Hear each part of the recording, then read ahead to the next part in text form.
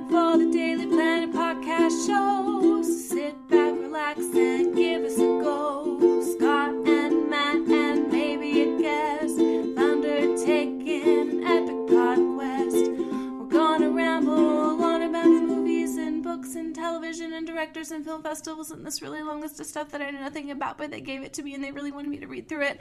And that's all I can really say about it, but it's gonna be great. Okay, start the show. Hello, and welcome to the Daily Planet Podcast, your weekly podcast for all things movies, TV, books, and anything else we feel like talking about.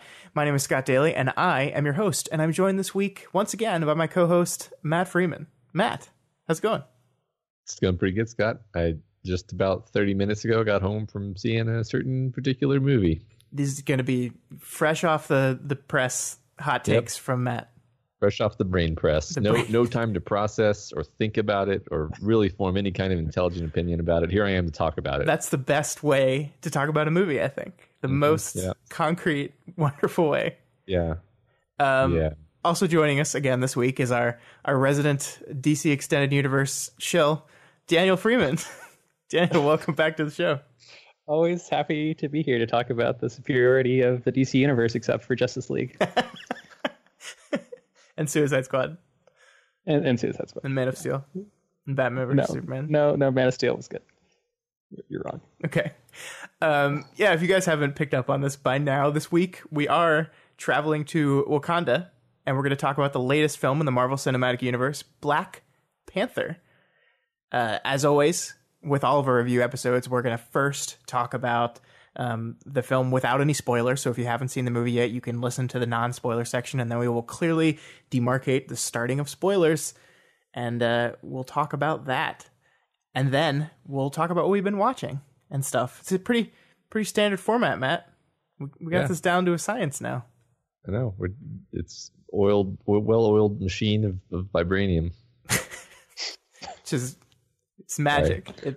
It's strong and power and heals wounds. Yeah. It does everything.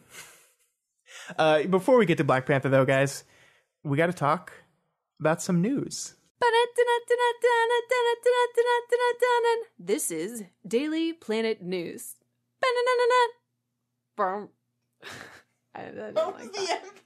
So once again, Matt, it's Oscar Watch 2018. It was another weekend, which means there was another award show that helps us shape the Oscar picture. This weekend was the BAFTAs, the British Academy of Film and Theatre Awards.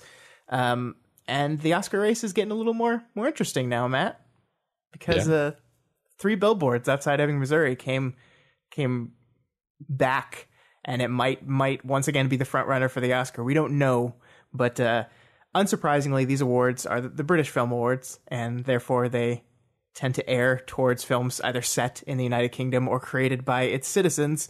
So it's kind of unsurprising that 3 billboards did that well, because while it is a movie that takes place in America, it is created by Martin McDonagh, who is, I think he's dual Irish British citizen. I'm not sure about that. I think that's true. Okay, well, that makes sense. Yeah. This movie won 5 awards. Guillermo del Toro's Shape of Water was nominated for 12, and won the Best Director. Again, Guillermo did, basically guaranteeing, I think, that he will win the Best Director for the Academy Awards. At least it's his to lose at this point. But 3 billboards was the big winner here. Dunkirk did okay, not as well as people expected, considering it's British, but that it was an interesting award show. I didn't watch it, but I got to read all about it this morning. Okay, yeah, it's always interesting when there's 2 or 3 really good movies that any of which could plausibly win really, decisively, and then it's always unexpected to see who wins what in those situations. It's more entertaining than when there's just like one really good movie and it's just like, oh yeah, that one's gonna win everything. Yeah, but I went back and did a little research, and the Best Film Award that 3 billboards took home today and the Academy Award for Best Picture have not agreed very often in the last couple decades. So 3 billboards winning here does not mean that this is now its movie Like it's got the award wrapped up. Okay. So I think it's going to come down to the wire on that one. It's going to be an interesting race for Best Picture, but I think Guillermo for Best Director is pretty locked up. Yeah, that seems likely at this point. But the other big thing that I want to talk to you about is Roger Deakins winning for cinematography for Blade Runner 2049, because that Excellent. movie's the best. High five, everyone. It's his fourth BAFTA he's won. Still never won an Academy Award. Probably will not win it this time because the Academy loves screwing over Roger Deakins, but at least he can get the BAFTA. So there's that. Yeah, that's not, you know what? Anyone who worked on Blade Runner 2049, that was its own reward. They don't even need they don't even need awards, because it's just a beautiful thing that they made, and they win an award in my heart, and that's all that matters. All right. Daniel, did you see Blade Runner 2049? I can't remember if we've ever talked about it. And it was amazing. Okay, good. We can still be friends. That's good. Yes. There's a reason Michael's not on this episode of the podcast. And that reason is because he has boycotted all Marvel movies, but it's also because he didn't like Blade Runner 2049. He's not here to defend himself, so I could say whatever I want. That's right. Sorry, Michael, you're wrong. Yeah. Have you rewatched it, Matt? I think you said you did, right? Since you saw it in theaters. I did. Yeah. And it held up? Yeah, it held up. I've kind of been afraid to, because I'm worried I won't like it as much the second time, but maybe this will give me the encouragement to go ahead and do it. Yeah, I mean, the theater experience for a movie like that, I think, is important.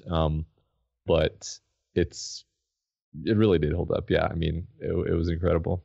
Okay, good. I will do that then. Moving on, we'll probably put a link to the full list of winners for the BAFTAs in our show notes if you guys want to check that out. It's interesting to see. I think, like, looking at the actors and actresses awards, I think we're going to see some similarities here. Gary Oldman won for Best Actor for Darkest Hour. Think that's probably going to be the same for the Oscars. Sam Rockwell winning for Supporting Actor, probably going to happen also. But you can check out all those. We'll put a link, or you can just Google it, I guess. Whatever you want to do. Okay.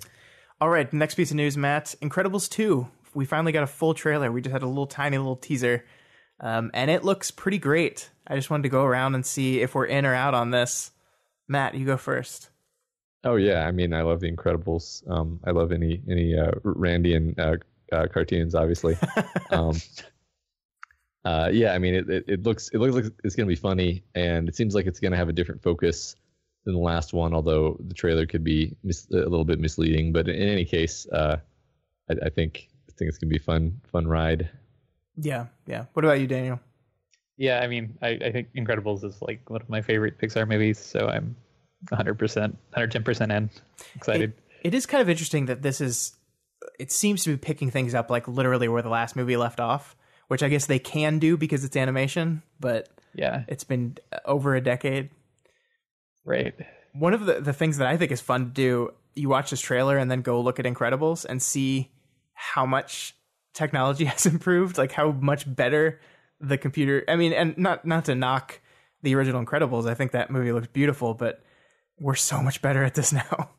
Yeah, I mean, even going back to like Toy Story 1 and comparing between the Toy Stories, like over time, I think a lot of computer like animated movies it's just like what looks good at any given time is entirely like what people are used to. So like at the time when people first saw Toy Story, it was like, oh, this is amazing. It's an entirely animated movie. And then, we only got better at making textures and graphics and cloth move, and computers got better. And it makes you wonder if 20 years from now, we'll look back at stuff from this era and be like, oh, that's garbage. Yeah. Garbage. Probably. Yeah. In some senses, maybe, but I kind of feel like the last few years it's plateaued, in the sense that, not in the sense that technology has plateaued, but in the sense that it's photorealistic enough that it's not like there's any particular thing that you would do better that would be noticeable to the human eye. Yeah, but one thing I think Pixar is doing is it's like challenging themselves. So like there's always something they do in each one of their movies that, even if it's not like a huge shift in technology, like a noticeable one, it is like, I know in Finding Dory, they specifically made the octopus because that would be really pain in the ass to animate. I know in Coco, they like set out to make a city with that many lights and how much of a challenge that was for them. So Pixar like continues to challenge themselves. So even if it's not like we're not making big leaps and bounds anymore, we have kind of plateaued. I think you're going to see them still push the envelope. Yeah, and it's not even really entirely about it's more like they're trying to get the look they want rather than go photoreal, because like the Pixar movies are like heavily stylized, right? And they have like a look they want, and current technology allows them to get much closer to that than they used to, probably. Yeah, like especially like if you look at the characters in Incredibles, the setting around them is photorealistic essentially, but the characters themselves look cartoonish and like they don't have their hair isn't right and stuff, and that's on purpose because you immediately hit the uncanny valley when you try to make photorealistic people. So yeah, that was maybe even a problem with The Good Dinosaur, where it was like beautiful photoreal landscapes and then these like weird cartoon dinosaurs. Yeah, it was an interesting experiment, and I liked that movie way more than a lot of people did. No, I like that movie, but yeah, kind of the forgotten Pixar movie, unfortunately. All right, that's all for Incredibles. That comes out in June, I think. I think that's right. Should have checked that before I said it. Yeah, I think it's right. This summer. It's this summer. Cool. So the last piece of news before we move into our review is about the thing we're talking about. The estimates are in for the weekend, guys, and unsurprisingly, Black Panther has dominated at the box office. But it's more than just that. It exceeded all expectations, all estimates. The current estimated pull for the movie is $192 million, which beats Deadpool for the biggest pre-March opening, beats Beauty and the Beast for the biggest pre-May opening. It's the best opening weekend for a Black-directed film ever. It's the 5th highest opening weekend of all time, behind Avengers, Jurassic World, The Last Jedi, and The Force Awakens. It beat both Avengers, Age of Ultron, and Civil War. This movie is huge. It's massive. And I knew this movie was going to be successful. It's hard to believe that it's performed this well. Yeah, I mean, the word of mouth on it, I know we're not really talking about the movie yet, but the word of mouth was incredible. Like, yeah, every single person on Facebook who said they were going to see it, including people who I would have thought would be skeptical for a wide variety of reasons, were all just like extraordinarily raving about it. Like one guy on Facebook said like it was one of the top 5 movies he's ever seen. Oh wow, okay. I was like, okay, that's pretty high praise. Yeah. Okay. Yeah, and I mean a lot of this box office is bolstered by the significance of this movie, and that's something I think we're gonna touch on when we start to talk about it, is how culturally significant this movie is. We've had movies with we've had big movies with black stars as the lead before, but it's never been at this level. It's never been this many. It's never been this big. And people are celebrating that. People are recognizing the importance of it. And I think there are a lot of people seeing this movie that might have never gone to a Marvel movie before. And I mean, that's exciting. It's an exciting way to celebrate this. And I think we'll get into like the meaning of that when we talk about the movie a little bit more. But it's great. Yeah, definitely. I never would have thought that this movie would beat an Avengers film. And I don't think Marvel would have either. Like, I've heard varying reports that like Marvel will sit here and claim that this was their plan all along, that they had a long 10-year plan that they were going to eventually get to Black Panther and eventually get to Captain Marvel, and that was their plan all along. But I think the truth is probably they just at the time didn't think those movies were going to perform very well, so they pushed them into the future as far as they could. And they've finally gotten to a point where, hey, no, you're wrong. Actually, this movie will do really well, and I think they've realized that now. So it's exciting. It's an exciting point for our industry. Yeah, and they kind of they sort of lucked out in the sense that it just so happened that the Black Panther character was very like charismatic and likable when he showed up in Civil War. Yeah, and they were like, oh, okay, we can spin this. Yeah. Yeah, I feel like it was kind of a perfect storm of circumstances here. That Yeah. it was really good character. They kind of had their advertising apparatus well oiled, and they know how to sell one of their movies at this point. And I feel like they did even more than usual for this movie, like more than an Avengers movie even. I think you're right. I don't know if that's true, but that's what it felt like. It felt like it, absolutely. And I think like politically, we're in the middle of this like political resistance storm where this movie is a pretty good bannerman for that kind of resistance. So I think that pushes it along as well. What's funny politically is that the people who you would expect to not like this movie for political reasons have somehow like judoed themselves into liking the movie and then saying that they like the movie because it's actually subversively supporting their political position. Yeah, which is just a misread. But I know it's funny exactly what you're talking about. Yeah. And I can't wait to get into the details of how they're 100% wrong. I mean, they are, but that's the funny thing about it is like, yeah, you can convince yourself of anything if you are motivated. So good for you. You're right. Yeah. You know? Yeah. So I think that's a great enough segue to get into talking about Black Panther. Hold up. Let's go.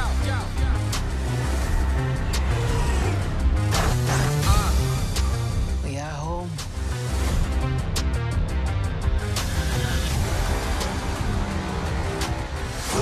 My son, it is your time. Show me my respect and bow down. You get to decide what kind of king you are going to be. Don't freeze. I never freeze. So this is the IMDb summary. It's not great, but it'll do.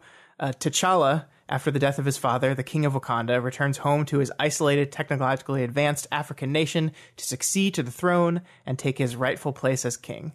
That sentence has two things that mean the exact same thing in it, as I read them.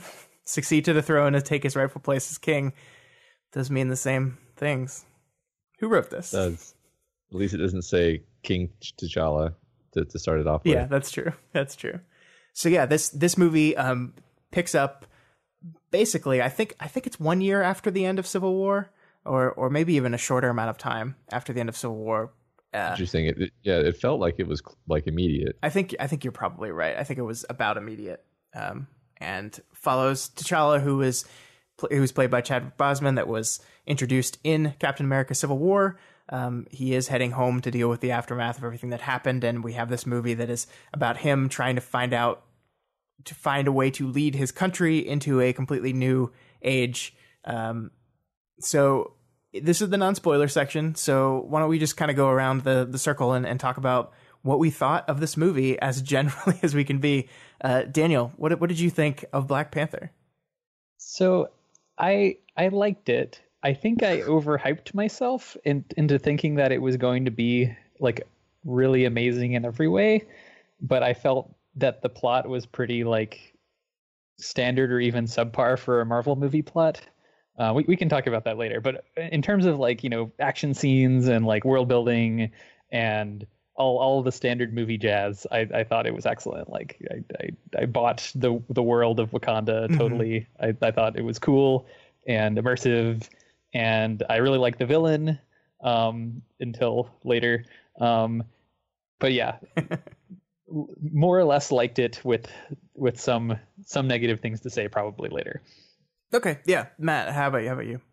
Yeah, I liked it a lot. Also, let me try to say something positive, but non-spoilery. I mean, the visuals are really cool.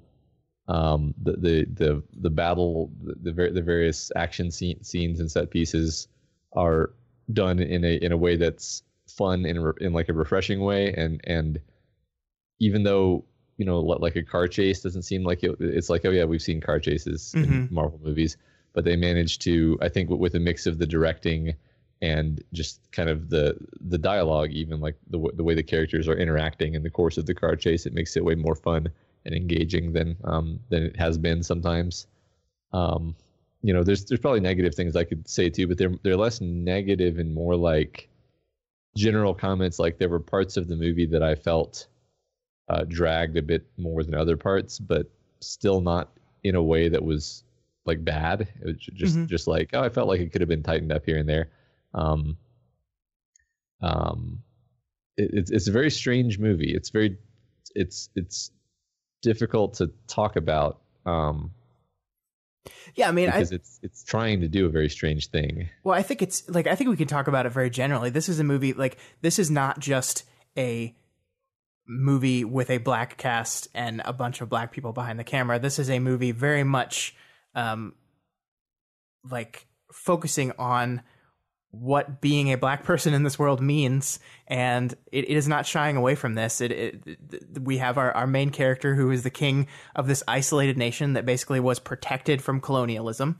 That I don't think that's a spoiler to say Wakanda is this hidden nation that there was a big vibranium asteroid, and they used that to power all their technology, and they basically avoided every bit of colonialism that happened in the world. So they are this like utopia isolated place, but then your villain in this movie is kind of the exact opposite of that. He's a person that suffered under colonialism and institutionalized racism, and this movie like doesn't shy away from that. It goes right into it, and Ryan Coogler is trying to explore like the black experience in America and the world with this movie, which in a huge tentpole blockbuster movie is like a huge thing to attempt to do.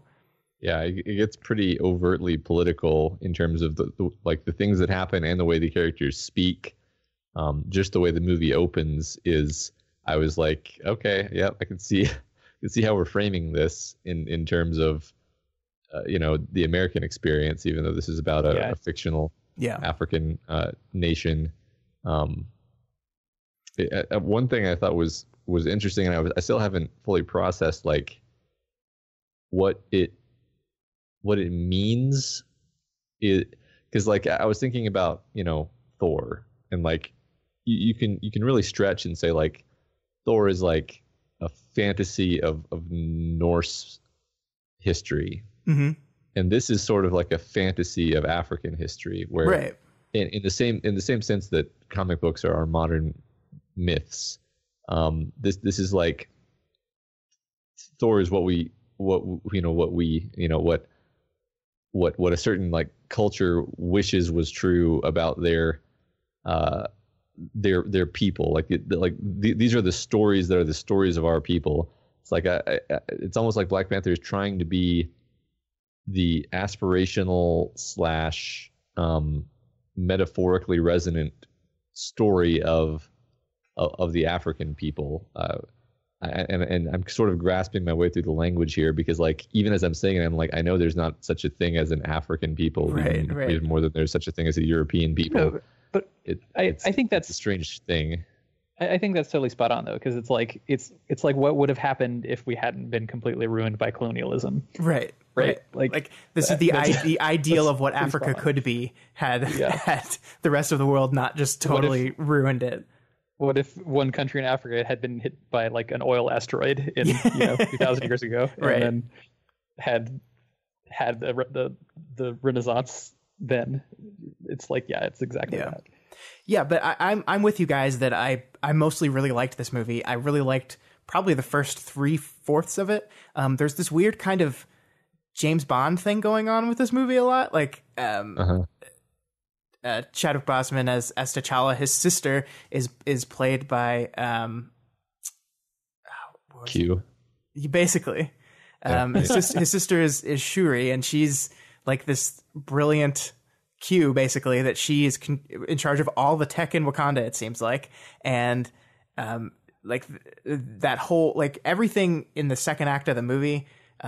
When there's a scene where they go to Korea for a little bit. You've seen it in the trailer, so it's not a spoiler, but that all feels very James Bondy. And then I love the time we take to set up our characters. I love the world building in this. Like the Afrofuturism of Wakanda, I think is beautiful. The way it's shot, the way we see the mix of these ancient traditions with the new technology and how those things are both mixing and clashing at the same time, I think is really great.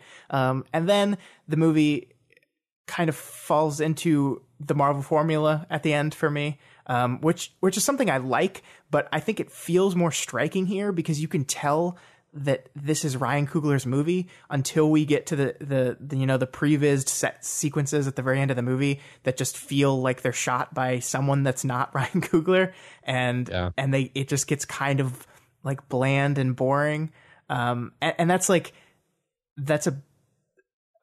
not like it didn't ruin the movie because everything before it was so good, but it's just so stark seeing this is the unit that Ryan Coogler was directing, and this is all the previous stuff that a second director was doing, and it's just so, those differences are so stark to me. I mean, there's some moments of violence in the first part and maybe I guess the middle part of the film that were I was like, wow, this isn't a Marvel film, and we can talk about exactly what I mean later. But just like pretty, high level of violence, and then like you insinuated toward the end, it breaks down a bit toward just being a superhero movie, where the violence is not at all portrayed the same way with the same level of gravitas. I even even when I was sitting in the movie, I kept thinking like, I'm really enjoying this part because it's not a superhero movie right now. And then the next part, it would be a superhero movie, and I would be like, well, this is extraordinarily well executed for a superhero movie, but it still feels like a superhero movie. And I almost wished it were less of a superhero movie, weirdly. Yeah. And that's like, at the end of the day, that I completely agree, but it feels like a weird complaint because it's like, it's almost as if you can turn that into a positive, right? That this was a Marvel superhero movie that also managed to be this other thing, that Ryan Coogler succeeded into turning this like formulaic kind of rote superhero origin story film into something that meant and did so much more than that. And I think one of the big ways he did that is with the villain played by Michael B. Jordan, who is, I'm going to say, the best villain in the Marvel Cinematic Universe so far. I don't know if that's too bold, but I think Michael B. Jordan's Killmonger is so good. It's the closest thing to like a real person that I can think of off the top of my head, at least. Yeah. And I think we'll get into why that is, I think, in the spoiler section. But yeah, he is realized, his motivation makes sense. You understand. He takes it to a place. Obviously, he's the antagonist. He takes it to a place of bad violence. This is still a comic book movie. Like your good sides and your bad sides are still pretty clear. But yeah, his motivation is completely well defined. Yeah, I think I like and dislike him for the same reasons as like the Civil War bad guy, where it's like this very well fleshed out character that you totally buy. And then it just kind of is the Marvel fumble at the end. But we'll get into that. Yeah. So I wanted to talk about the music too, because one of the other common, like, I think I tweeted about this last week, but one of the other things, like, I think that this movie like set out to find what the common criticism of Marvel films are and correct all of them, because one of the common things about Marvel films is their scores are not very memorable.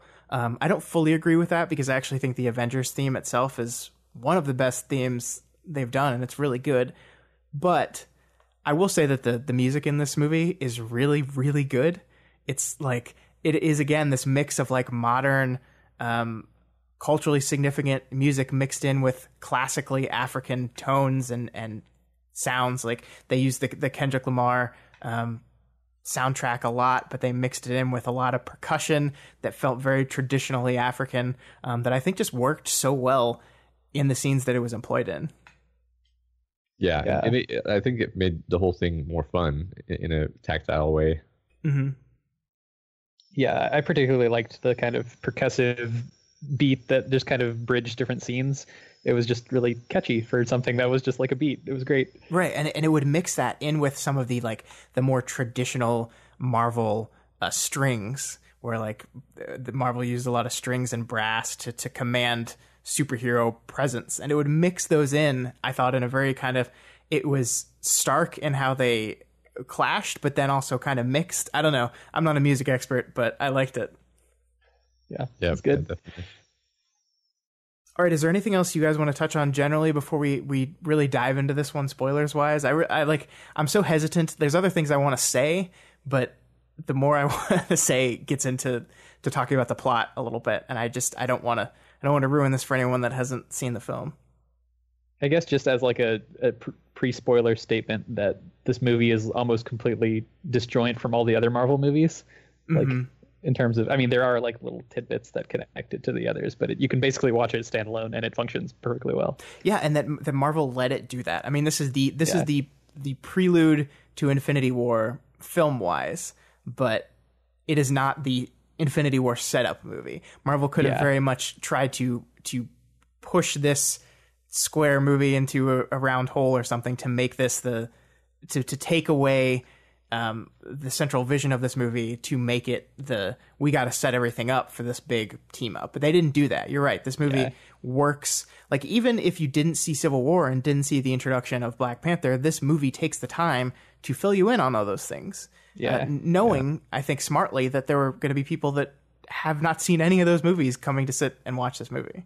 Yeah. Just imagine how tonally inappropriate it would have been if Tony Stark stuck his head in this movie. Right. Well, even gapped all over everything. Even Steve Rogers, right? I mean, I guess we leave Civil War with Steve Rogers in Wakanda. I don't think it's a spoiler to say that there's not something. Steve Rogers is not in this movie. He's not here. So they didn't even want to do that part of it. They kept him out. Yeah, true. All right, so let's do it. Let's go into spoilers and let's talk about this movie properly. Let's talk about all the themes and what we liked about it. So if you have not seen Black Panther yet, stop listening right now, because we're going to spoiler the hell out of this movie.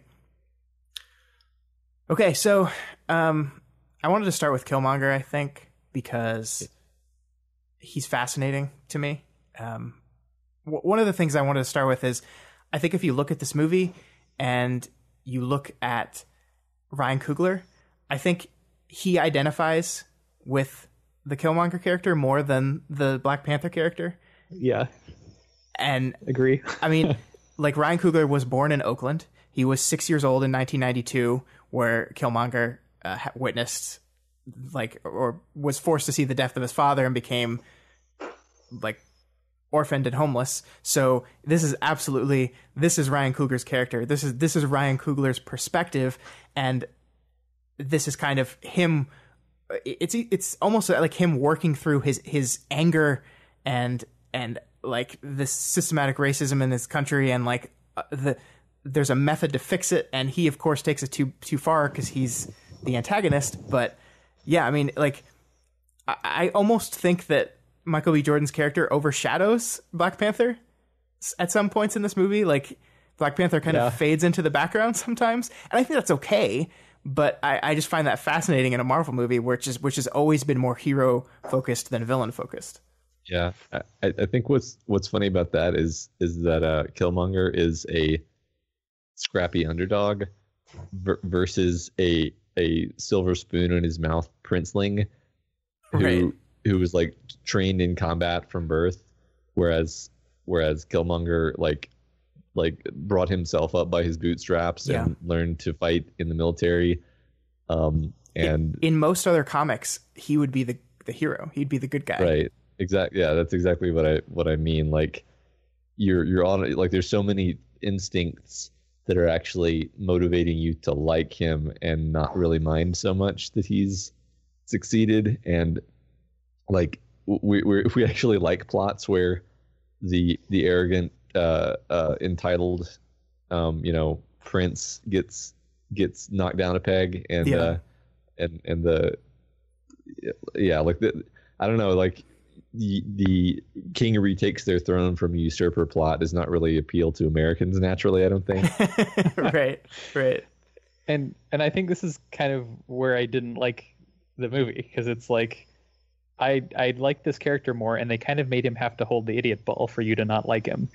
Like, I was completely on board up until pretty much the end of the movie, where he just kind of goes and starts like destroying things in Wakanda, and And then, I mean, I'm even okay with him like shipping the weapons out as his plan of saving the world. But like, it seemed like they made him into too much of a villain on purpose because he was too likable. Well, I think he's just kind of consumed by his own anger. Like he throughout most of this movie, he is right. Like he's right. I think the one of the message of the movie is that Killmonger was correct, that when there are people out there suffering and you have the means to help them, you should do it. Which is why, Matt, I think you were talking about like the nationalist isolationism of, or hinting towards it, at least when we were in the non-spoiler section, as something that like the MAGA nationalists are rallying to with Wakanda. But that's not what the movie is saying. The movie is specifically saying that that's bad. You need to go out there and help people. It's just Killmonger's way of helping people is to punish everyone that has hurt us and completely reinvent the new world order. Whereas T'Challa's is a much more reasoned, like, okay, you're right. We need to stop letting these lies, these sins of our fathers consume us, but we have to do it in a much more measured, controlled way, I guess.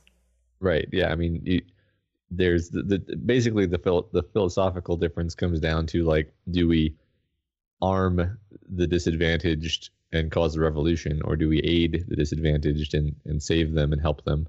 Right. Which, I mean, like, I think like Daniel said, like, I think I did kind of, maybe roll my eyes a bit when he was like, here's the plan is that we're going to send weapons all over the world. Cause I'm like, that, I mean, you even this character knows that that's not going to, like, there's no path from that into better world. The path from that is just you kill all the people who are in power, and then you just have a bloody, violent world full of weapons.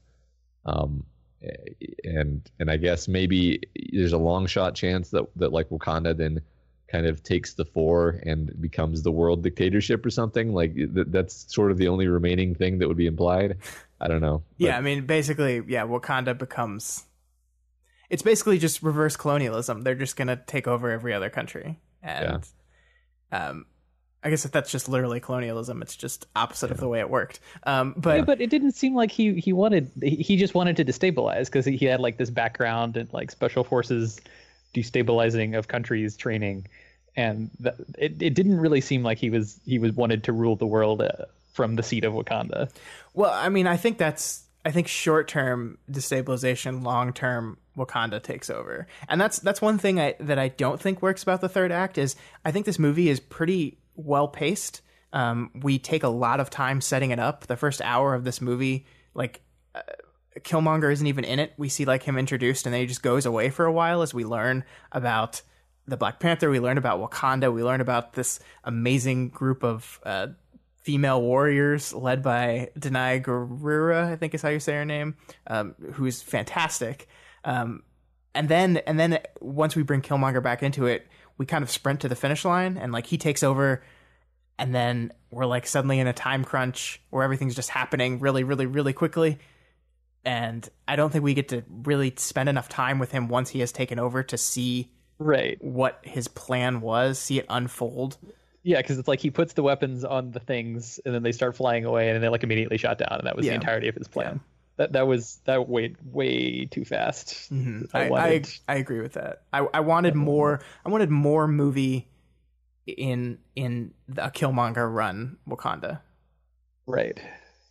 Which I mean probably would have just given you more time to like think he was better than T'Challa. So I mean possibly, but maybe instead of just having like he takes the throne and a switch flips and he's bad guy, you see like it corrupt him over time. Oh, that's a much more like risky but better movie in my opinion would be him just being superior, right? Like T'Challa like having to realize maybe like this bloodline monarchy of hiding away in Wakanda is just like the wrong way to do things. Yeah. Well, I've seen someone like criticize the movie by saying like it's stupid that their entire way of leading the country is done through these very old ancient traditions.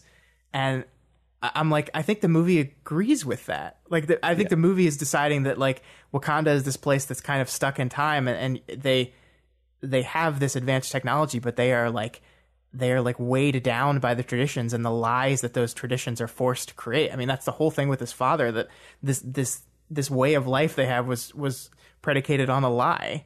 And his father had done something really horrible to protect that lie. Right. And that was just kind of the thing that showed ultimately that, hey, like we've really compromised ourselves to uphold these traditions and these lies. And right. And yeah, I mean, it's a, like, that's the conceit of the movie, is that it's a monarchy that follows these rules, but yeah, it also works thematically that you have this archaic tradition where the dude has to fight. I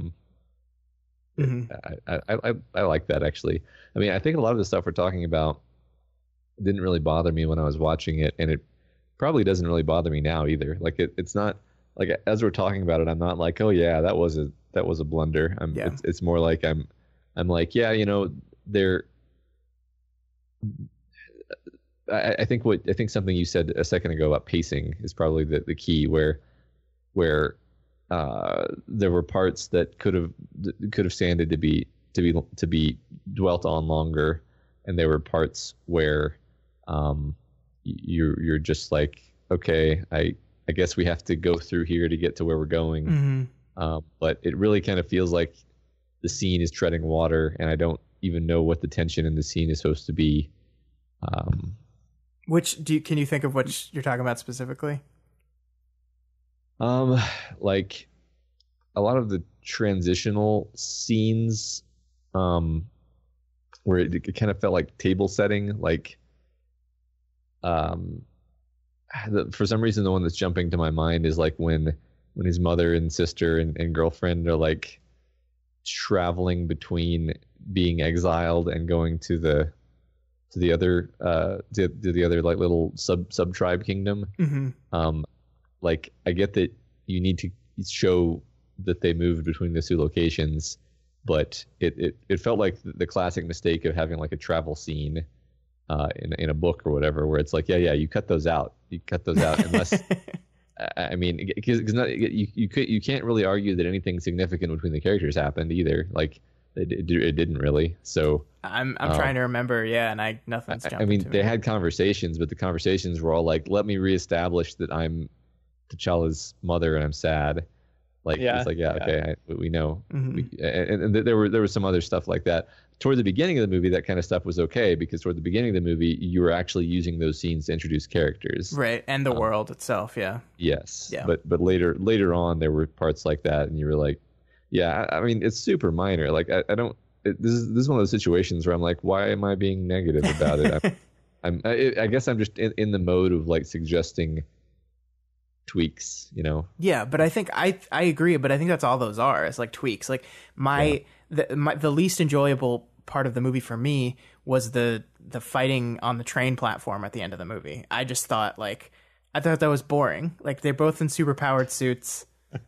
I just and like the train thing, like reducing the power of their suits, was a cool idea, but it didn't feel like the movie used it at all. Like it used it visually, but there was no change in how they were fighting at all. And that just it reeked of one of those previs ideas that they had, and because it takes so long to prepare those shots that they can't change any of that, even if like the movie decides to do something else. So they just have to have the scene here, and I just I was kind of like, I couldn't believe that was the final fight of the movie. And I was just like, oh, well, that's over then. It would have been improved by just having him like jump off the edge with like, I'll see you again later, sort of like something like that. Especially have killed off. Especially when you compare it to the casino scene in South Korea, which is, I think you can tell that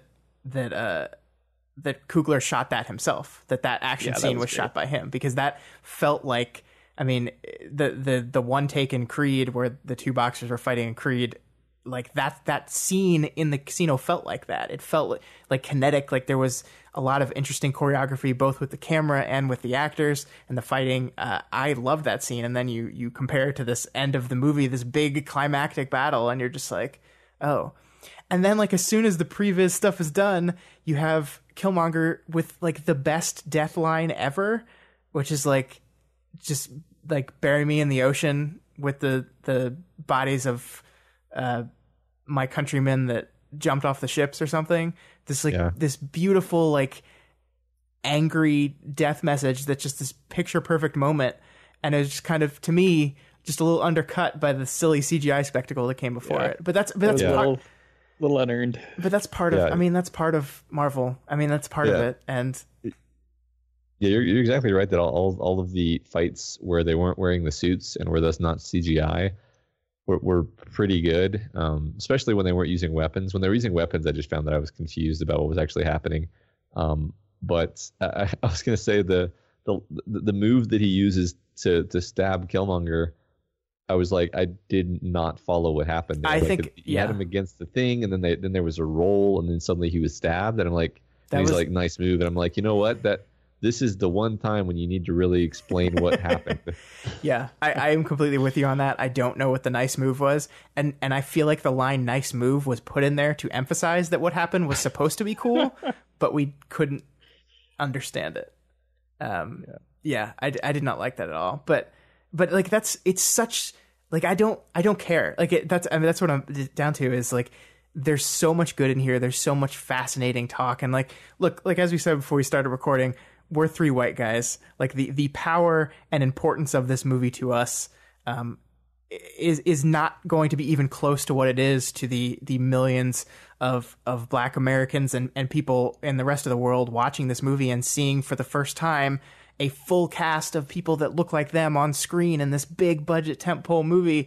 That's so important. So like I can see that, and it is not for me, and I recognize that, and I still think, despite all the significance of this movie, it's still just a really well made movie. Yeah, I think the Rhinos ruined the movie. They ruined it. They ruined it. That last fight scene where the Rhinos like come just bowling into the battle, it was a little. I loved it. A little much. Here's the thing I didn't like about that.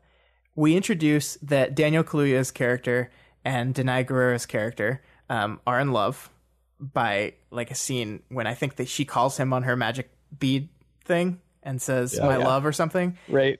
And then we do nothing with that until that end point of the movie. Like there's not even a second beat to reinforce that relationship, which would have been like a great moment. Like as she's the general of this group, and she's torn about whether to stay loyal to her now dead king or to go with this new person, and like having her loved like husband, I don't know, like the person she's in love with, the person she's with, being completely loyal to this person. That would have been a great moment for a scene there where he's like convincing her to come with them, and they just didn't do that. And then I had completely forgotten until the end when they reminded us of it, and I was like, oh yeah, same. Oh yeah.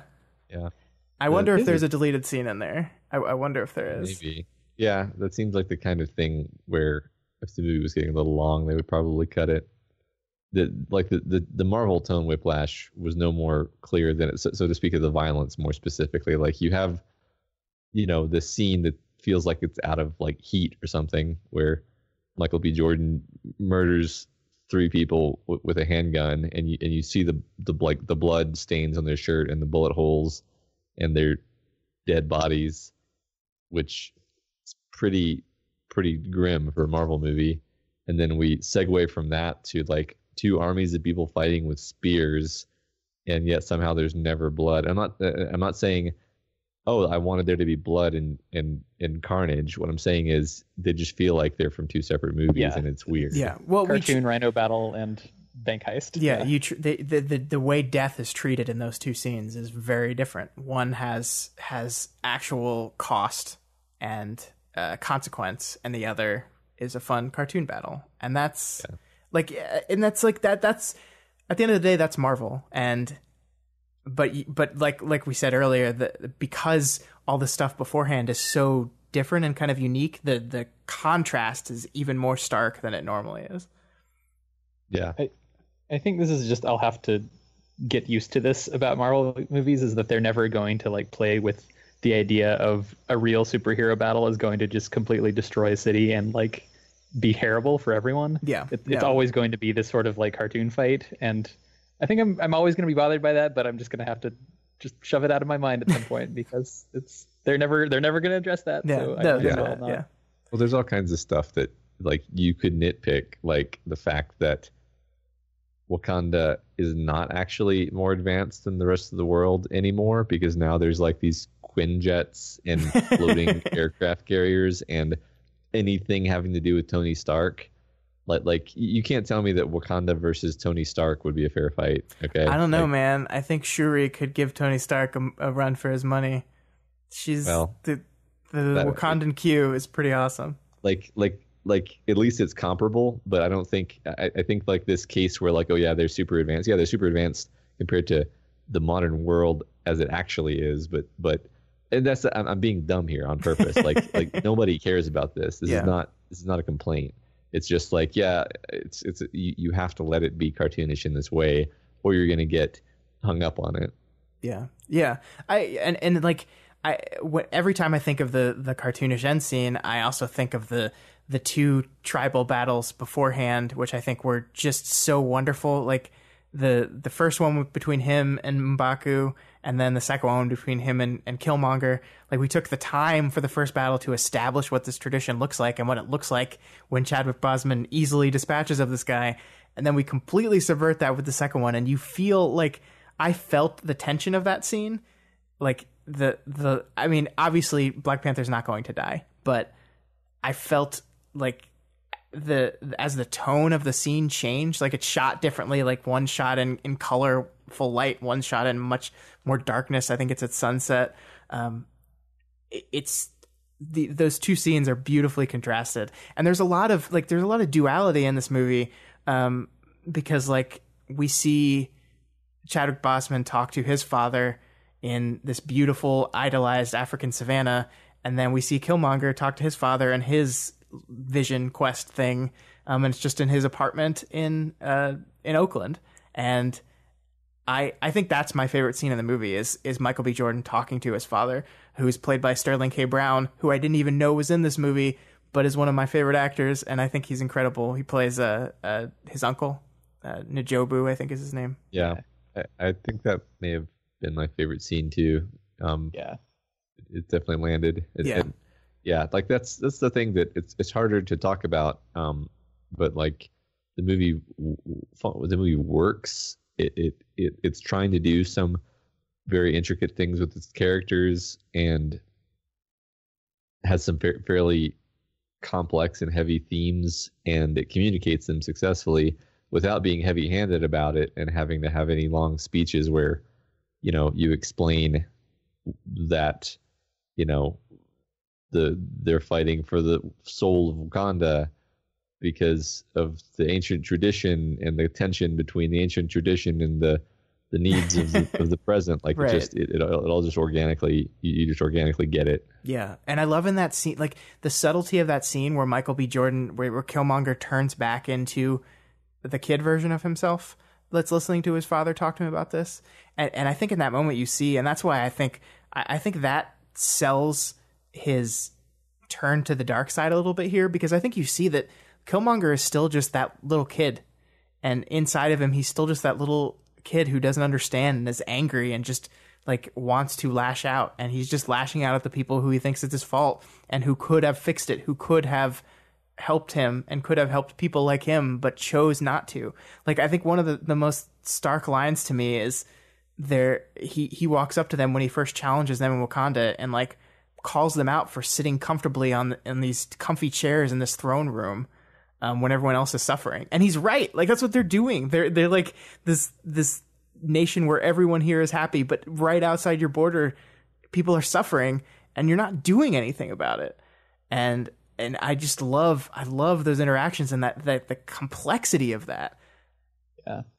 I just wish like one shipment of weapons had gotten away or something, just so there's like some lasting effect from his like little micro revolution? Because I think his lasting effect is that I think T'Challa took what he believed to heart and like he's not fully on board with it, but he took the parts of Killmonger's arguments that were correct, that we cannot remain like this anymore, that we have to go out there and help the world. Yeah. I like the line from earlier in the movie when his dad says, like, it's hard to be a good man and a good king. And like you kind of got the sense that, like, I think that's a great like theme statement, because it wasn't so on the nose as to be eye-rollingly obvious, but like that is his conflict as a character, is that his dad actually feels like he probably was a bad man by his own standards, because he killed his brother. But he did it in order to be a good king, and T'Challa doesn't accept this, and he knows that he has to be both a good man and a good king, and he has to figure out what that means, and that's cool. Like that's what you do like about T'Challa, is like he's actually like wise, which is a rare quality in superhero, like full stop. Especially in the Marvel movies in particular, your main character is usually this plucky underdog with an attitude that has to learn his lesson. And I mean, T'Challa definitely learns things here, but he is not that character at all. He's a very different kind of Marvel hero. Yeah, right. Even Steve Rogers, I don't know if I would call him like wise. I would call him principled. Yeah. Like to a fault. To a fault, exactly. Yeah.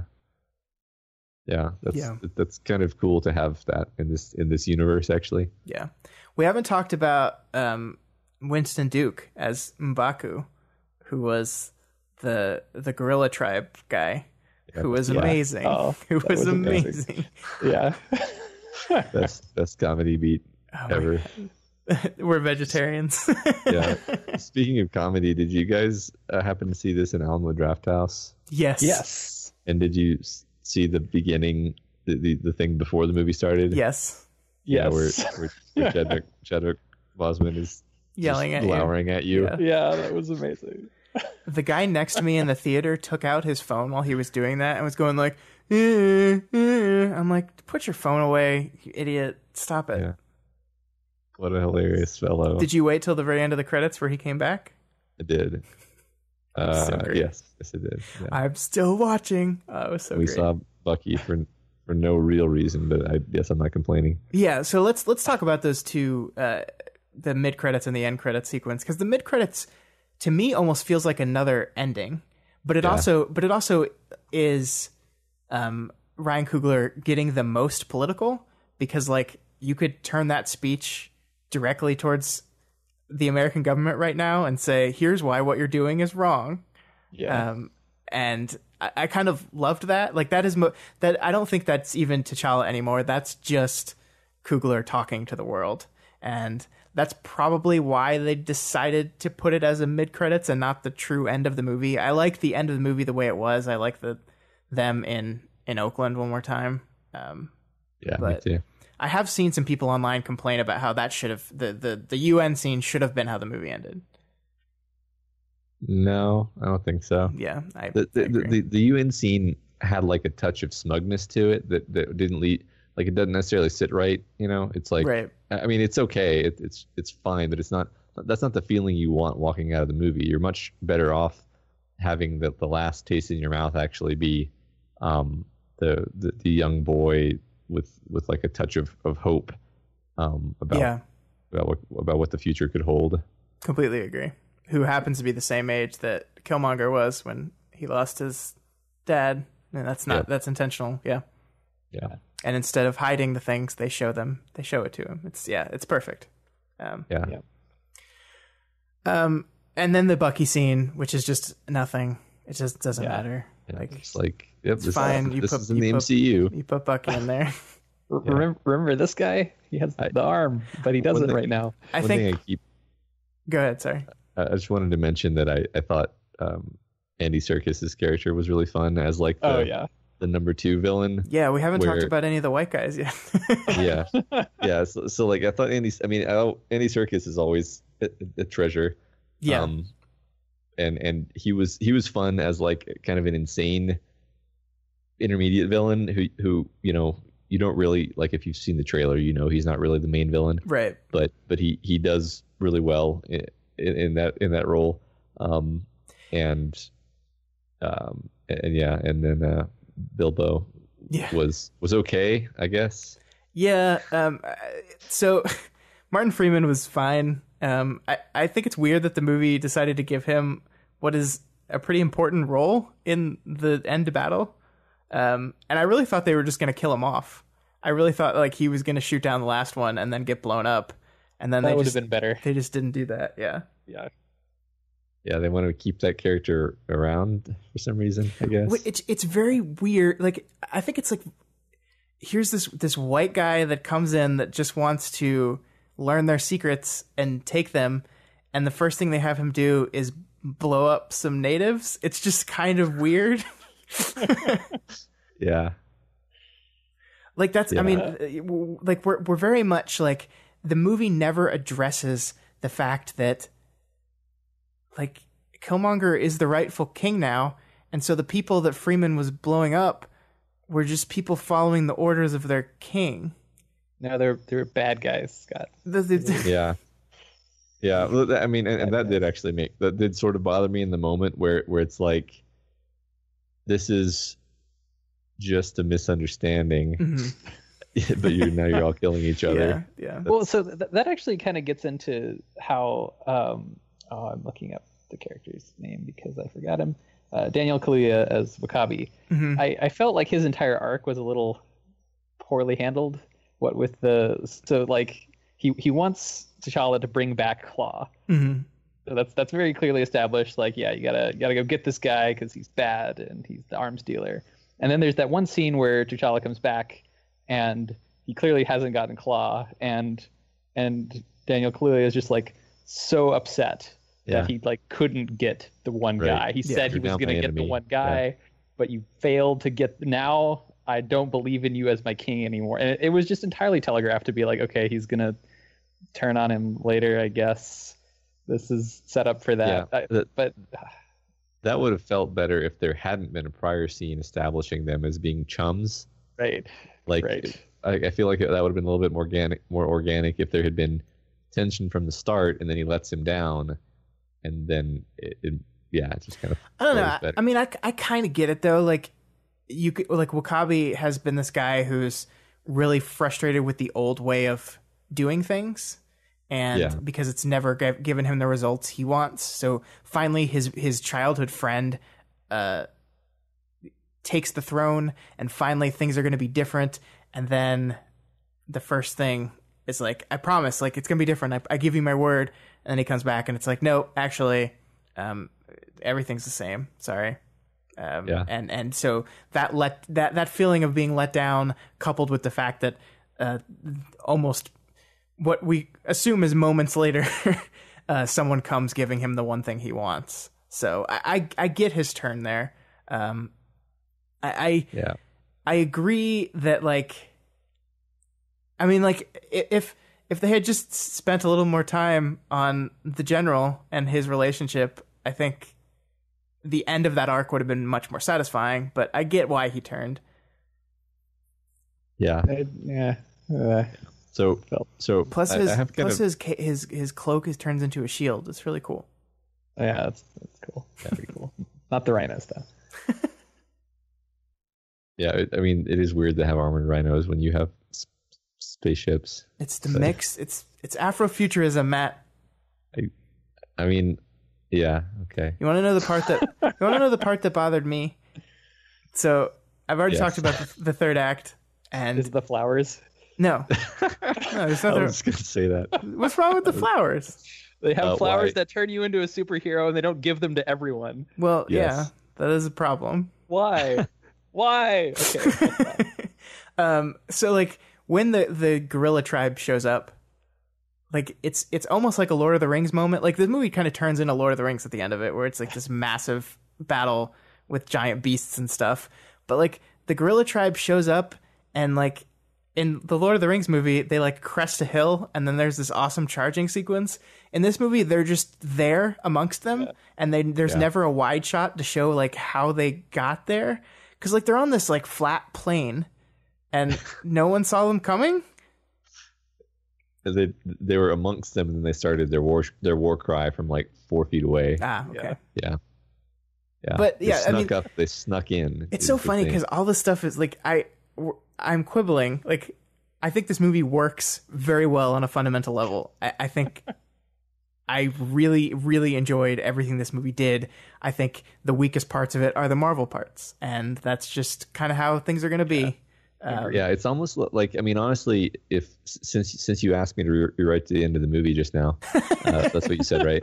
Yep, that's it. Like it would have been much better if T'Challa had like approached that, and there had not been a throwdown brawl between the two different groups of warriors, and it had just been the two of them, and like a moderate superhero battle between them, followed either by him killing Killmonger, or what would make it not a Marvel movie anymore, unfortunately, would be like them coming to some kind of understanding between themselves.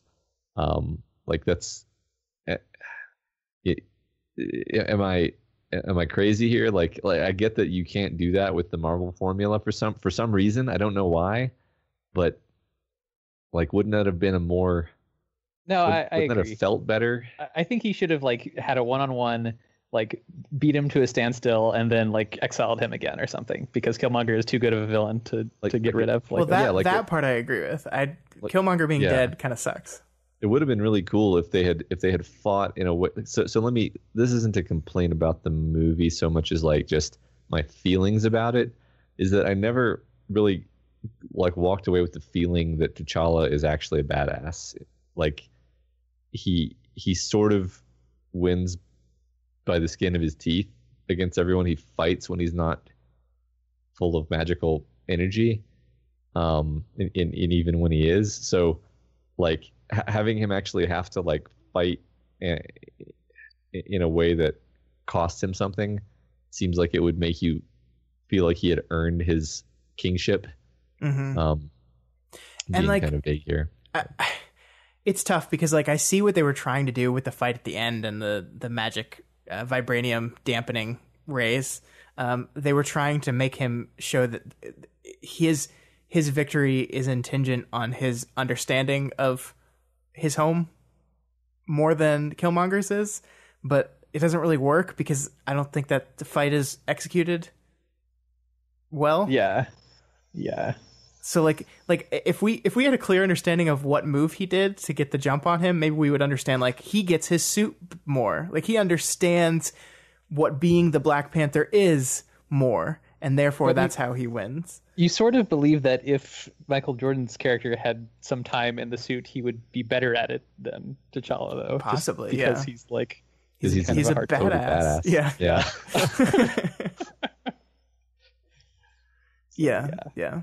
But it's so weird. Like we finished these sections where we're just like, nag. But then I'm like, but the movie's really good, guys. Like it really is. Like I enjoyed myself thoroughly watching this movie, and I think like I probably would not call this my favorite Marvel movie, but I think it's one of the most important ones. And I don't mean just metatextually. I mean textually in the film itself, what it's trying to say within the within its own world, not just what it means to exist.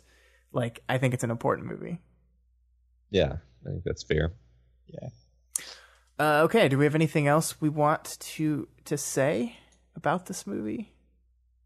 I don't think so. I guess I wish that we had spent more time talking about the parts that we did like, but it's hard to do that beyond just being like, yeah, I thought the car chase in Korea was really well done. It was great. His Bond. This Korea was James Bond. It was Black James Bond. They did it. Now they can cast an actual black guy as James Bond because they've already done it. So just do that.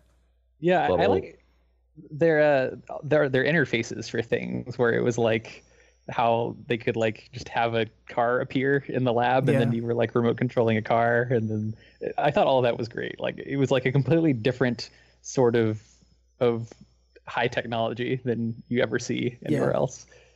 I thought all the jokes landed like really well. Like normally, I guess I find that Marvel comedy is a little bit corny, but this movie was really funny when it was trying to be. I think Marvel tends to overdo the comedy sometimes. I mean, they looked at like they took Joss Whedon's joke style, and I think they ran a little rampant with it sometimes. Yeah. I think it worked very well in this movie. I loved when Sherry said, "What are those?" to his sandals. That was perfect. Yeah. There's so much small stuff between these characters that is so wonderful, and it's funny, and it feels natural, and that all these like maybe structural or Marvel studio induced problems like fade away when I think about this movie. When I sit down and think about the movie, I think about Killmonger and his relationship with his father, and T'Challa and his relationship with his father, and how these two cousins were just kind of like set on this path to destruction, and what that means and what it's saying about the world we live in. And I love it. Yeah, me too. Okay, so that is Black Panther. Everyone should go see this movie. I think Michael would get a kick out of parts of this movie. Maybe, I don't know. He would not like the end, for sure. I think I was being the voice of Michael. But you're way too nice to the movie to be Michael. Because Michael will just say that the ending ruined it for him. And within his framework of judging movies, I think that's consistent. Yeah, I think you're right. All right, so that is Black Panther. Let's wrap this thing up by talking about what we have been watching. What have you been watching? What have I been watching? Well, I asked you first, so you better tell me. Daniel, go first. I watched this anime called Your Name, which I'm tuning out. Yeah, well, so I had heard about this a while back. It's one of these. It's like people are switching bodies, and with just that premise, it sounds like it's going to be a terrible anime, especially if you know about anime and you think that you hate it. But it was pleasantly surprising. It was very good. Good movie. Okay. Wait, so it's a movie? It's a movie. Yeah, it's a movie. Anime movie. Is it? I don't want to say anything because there's like sort of spoilers that you could have a lot of the movie spoiled. But is it really anime? Well, okay, so it is anime, but they're going to make an American live action remake of it. So that's always maybe a good just call. That always turns out really well. Wait about a year, and you won't have to watch the anime, Scott. You can just watch the live action remake adaptation. Yeah, great. Starring Will Smith. What? No, not actually. Okay, maybe. All right, Matt. What about you? I watched. So there's this show called Black Mirror. No, what is that? Never heard of that. Yeah, no one's been telling me for literally years that I should watch this, and that it's one of the best shows, and that it's right up my alley. And certainly no one said that one of the stories I wrote on So-Called Writers was clearly based on an episode of Black Mirror, even though I've never seen Black Mirror. But yeah, it's awesome. I think everyone already knows it's awesome at this point, but I liked it about as much as I expected to, which is saying something, because I was at this point worried that I would be overhyped on it. But like, it's just amazing to me that you can make a TV show this good, where I'm like, okay, I watched 3 episodes of this TV show, and I feel like I just watched 3 really good movies that are going to be like among the movies that I remember and think about for the rest of my life. And these are just episodes of a TV show. So it's awesome. Cool. Which ones did you see? The one about the dogs, the robots. Huh. Black and white. That's the one your parents chose to show you? That's interesting. It's one of the 3. That's not one of my favorites. it was pretty good. And then the Callister episode. That was definitely one of my favorites. Yeah. And then the one that involves scanning memories. So you saw all season 4 ones. Okay. Are those all season 4? Yes. I don't even know. Okay. Yes. Yeah, I guess so. Yeah, those are the 3 that I saw. You should go back and check out the rest of them. That was just the ones they picked for me, and I'm definitely. I mean, I knew it was good. Now I've broken the seal, and now I'll just watch them at my leisure. So for the next few weeks, we'll have Matt Black Mirror watch. Yeah. Hopefully check in with how you're doing with that. Sounds good. All right, I saw a couple things on Netflix yesterday. My wife was out with her friends, and I spent the day watching movies at home, which was great because I haven't gotten to do that in a while. The first one I saw was a movie called Creep 2, a sequel to a movie called Creep. It's directed by Patrick Brice and written and starring Mark Duplass. The first one was this really weird kind of... It's not found footage, but I guess it kind of is found footage because it's like the whole thing is Mark Duplass is a guy who puts an ad out on Craigslist that he needs a videographer to come to his house to do something. And the guy comes, so he's filming everything. And Mark Duplass is really creepy. And Creep 2 does the same thing, but with a new videographer and a different kind of... It's a very different kind of movie. The first one was scary. This is much less scary and just really thought-provoking. Like, some of the dialogue in this movie is really good. It's very interesting. It's not my favorite thing in the world, but it was a good Saturday afternoon Netflix movie. Cool. And the other thing I watched was a documentary called Voyeur. This is like the story of a writer named Daly, who's like actually a very famous American writer, who I had never heard of. He was very popular back in the 70s. Wrote a book called Honor Thy Father, and then wrote a book like about like sex in America that was very, very popular. So this is about a story that he did about a guy who bought a hotel in the 60s and like built a platform on the top of it that allowed him to look into each and every hotel room and spy on people. And he just did that for like 40 years and wrote about all the things he saw. And then Daly finds this guy and wants to write a story about him for the New Yorker. And it's like about the journey of these two characters and the story and the eventual book that came out about it. It's not the best documentary I've ever seen. Like they throw in like when he's peeping on people having sex, they throw in like these poorly shot like sex scenes almost, and for no reason. It just makes you feel really even more icky about the whole thing. But it was an interesting topic to see kind of the process of researching for an article for this and what happens with that. Okay, that sounds very unusual. It is very, very unusual. The fact that this guy, like the guy who was the voyeur, basically like wrote the Daly, the writer, and said, "I want to talk about this." Like he wanted to come forward, I guess, because he felt the statute of limitations was over and he wanted people to know what he did. He's a very, you'll be unsurprised to learn he's a very weird person. And he's like 84 years old now, and he's totally cool. Like he was totally cool with using his name and everything, and then got mad after the article came out and people were threatening him because he's a creep and who's terrible. But it's interesting. I can't go into some of the twists and turns of it without completely spoiling it, but it's not the best documentary I've ever seen. But again, a pretty good Saturday afternoon Netflix show. Yeah. So 2 creepy movies. Yes. Cool. All right. That's all we have for you guys this week. If you have any questions or comments or just want to let us know what you thought of Black Panther, you can reach out to us via email at dailyplanetfilms@gmail.com or on Twitter at dailyplanetfilms. We do try to respond to the messages we get, so feel free to reach out to us.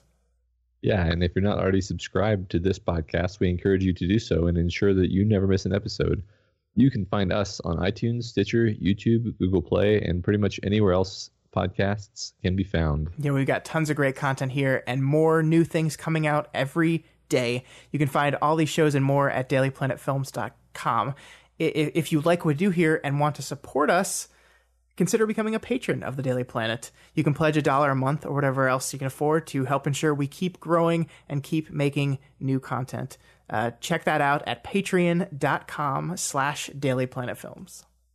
Yeah, also, please consider rating and reviewing us on iTunes. Every review helps us get more exposure and introduces new people to the content we make here. Yeah, and next week on the podcast, we will be right back here to talk about Annihilation, the newest film by Ex Machina director Alex Garland. We read the book last month for the book club, and now it's time to talk about the movie. And speaking of that book club, Matt, there's still time for everyone out there to finish this month's book, The Lies of Locke Lamora by Scott Lynch, because this Friday, the 23rd, we will be having our discussion over that book. And I'll be sure to read that. No, we've already both definitely finished that book. Definitely already finished reading it. All right, Daniel, thanks so much for coming again. It's always fun to talk comic book movies with you. Yeah, thanks for having me on. All right. And everyone else, we will see you next week. Podcast is over. It's done. We hope you all had some fun. Go back to your work or your school. Maybe the gym. Hey, that's cool. Regardless, just go away.